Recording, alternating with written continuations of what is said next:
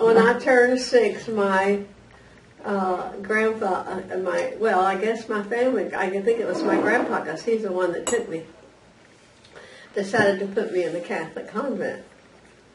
And so I started going to the Catholic convent, but the problem was that my grandma told me that if I misbehaved, they'd put me down in a dungeon, and that the sisters would slap my knuckles with a ruler. And those poor nuns, they try to come, to try, and the closer they get to me, the louder I scream. I was so scared of those nuns.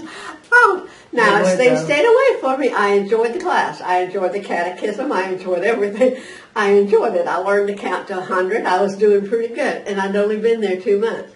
Well, Christmas come, and they had a little bingo thing for the kids in the class.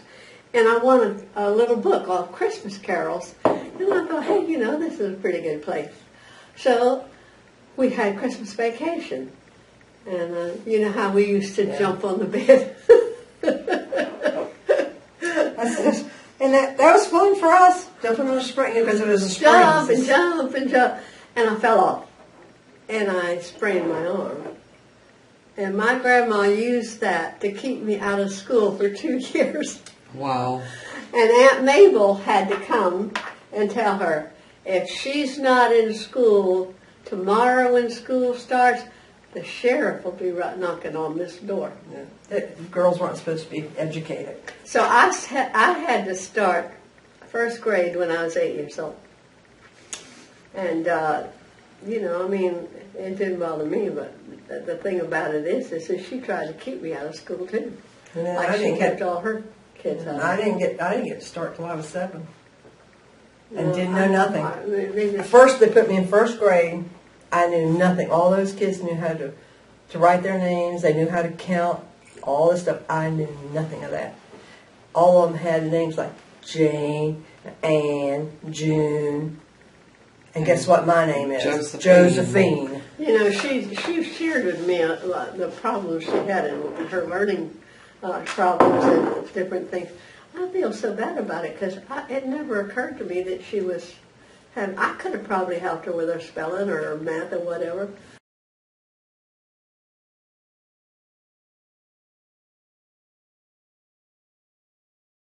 And we were having our final. So anyway, I was sitting there studying it, and she walks by me, and she stops. And when you get a college teacher that's that big and stands there and stops and stares at you, and I pulled my hands back because I thought, well, I did something wrong. She said, aha, just like that. And I said, what? She said, you have golden freckles. And I said, really? And I thought, she said, you know what that means? She said, you've got Celtic blood. Oh. Okay. I don't have gold. Well, the Hopkins are from Wales. Mm-hmm.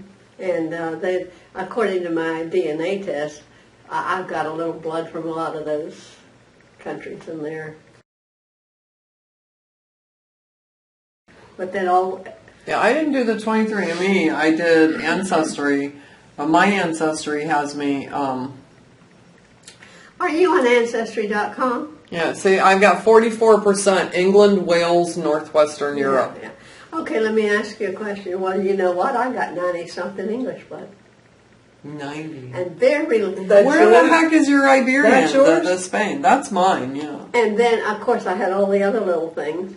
And they also said I have Indian blood to the 4th generation. Yeah, my Indian is going back small. 4 generations, so anyway. Oh, where was that? So I think that's Jane Ann, Or either her mother could have been. Go down the bottom and say Next trial, there's my Native American's 1%. But then I know, and I got it on my father's side too. Different. I have no Spanish at all. It's got Spain 7%. I have 7% from Spain.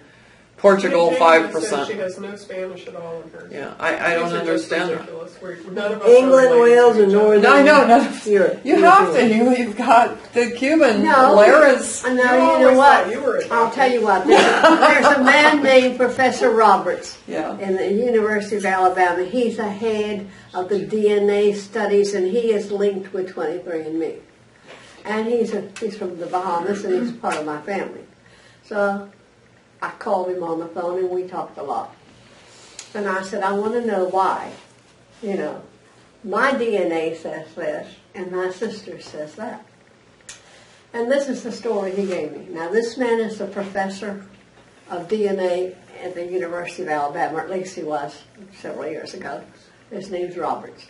But anyway, he said, well, you see, when you plant a garden and you plant a packet of zinnias, he said they all come up zinnias, but some are pink and some are blue and some are yellow. He said some people get more DNA on this side, and then this side gets more. I thought, oh man, I'm more like my grandma. Well, you know, they had a program on some of that stuff, and they took 3 triplets, identical triplets, and they took DNA from them, and every last one of them had different DNA. Yeah, because when the egg is fertilized, you get so many from the egg, and how the mother, I can't pronounce it right. You get so many from the mother, so many for the father, but you don't know. You can get blue eyes instead of brown eyes. You can get blonde hair. Well, these That's the way these it was 3 girls explained were to me. identical. It's like Mona and I don't have the same hair color or even really eye color. We're slightly my different family didn't heights. look nothing alike. So the DNA is the same way. I may have 7% this, she may not. I may have Native American blood, she may not, because it's just, it's a It crapshoot. depends on the genes you Yeah. get.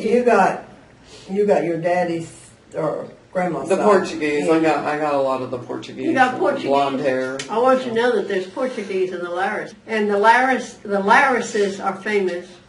I mean, they come from that, they are up there at the very top of Spain. They're that feuding people that's always feuding with the Basque. Basque. That's where they're from. And you know what? That man that we went to see, he changed his name. You ask her. We went to, he contacted me. He said, I'm going to be at a hotel on business. He's a rich little dude, anyhow. He sells these Whatever. fiber things. But anyway, so she and I got to the hotel. And I said, excuse me. I said, will you please contact Mr. Laris? Tell him we're here. Ma'am, there's no Larises here. I said, yes, sir, it's got to be because he just called me this morning. Yeah. And I said, but there's got to be. Oh, no, ma'am, there's no Larises here. So I look up and here he comes. I said, well, there he is. He changed his name to capital L-A, and then so that it sounds like Laris instead of Laris. And now his whole family goes by that. But now you see, Uncle Clary did not know how to, he ran away from home when he was 15 and joined the Merchant Marine and told them he was 19. And when they asked him what his name was, he told them, and they said, how do you spell that last name? And he said Laris. So there's a whole family of Larises in Tampa, and I corresponded with his granddaughter for a long time, and I got a lot of information for her on the Larises in Tampa. I know. But anyway, he and I talked on the phone occasionally, and he said he had a book. He went down, and somebody in the Catholic Church, he paid them some money, and they slipped him a book that about the Larises that Hal slipped people money in the. I got a map that shows all the plots of land in the Bahamas with the names on it that he claims he bribed somebody to. So he sent it to me, but I said he'll. But anyway, he's really and truly what was I going to say? Laris, you're talking about Laris. Okay, he got this book, and you can't hardly read it. It's really so poorly printed and everything. I guess he copied it or something. And I said, we were talking about it, and I said, well, what does it mean that they took the veil? And he said, it means they become nuns. And I said, wow, the Larises have a lot of nuns in their family. You remember that story? He said, you know why? They were so blankety blank ugly. The only way they're... Oh my goodness. He said the only way that the father could get rid of them was to make them a nun. Wow. I never heard that one. And I didn't say nothing to him. But we got a whole village in the interior of Mexico named Laris. And this guy that I told you about, he heard that there was a Laris working as a chef in Las Vegas. So if he hears anybody Laris, he takes off, And so he went there, and he contacted this chef, and they talked. And evidently, there's a whole village of nothing but Larises in the interior of Mexico, and they spell their name Lariz. I talked to someone about the Larises, and they told me the story. An old Laris man. And in fact, Tom gave me the thing from the Catholic Church where Laris changed his name to Freeman. And yeah. He said that when he hit the soil, they were in a shipwreck. Okay? What happened is the Larises in Basque, Spain were shipbuilders. And they wanted to come to America, so they got them a job in Boston. And on the way there, they got storms throwing them all over the place. And I guess what happened was they separated. And this Laris guy thinks that maybe that was from one of them. I know one stayed in Key West and changed his name to Freeman. One stayed in Cuba, and then that third one, we don't know what happened to him. But anyhow, that's the reason that the Larises got to the United States. Because those three shipbuilders, they said, according to this Mr. Lariz, they were very famous shipbuilders. And the Larises were, all of them. The name Laris, was premium shipbuilders. Where were they from in Spain? Basque, Spain. That's because the Basque territory is They're a fighting. disputed area with Spain, But- Catalan. Do we know And I wanted the to tell you name of something. the actual... They are a Hell no.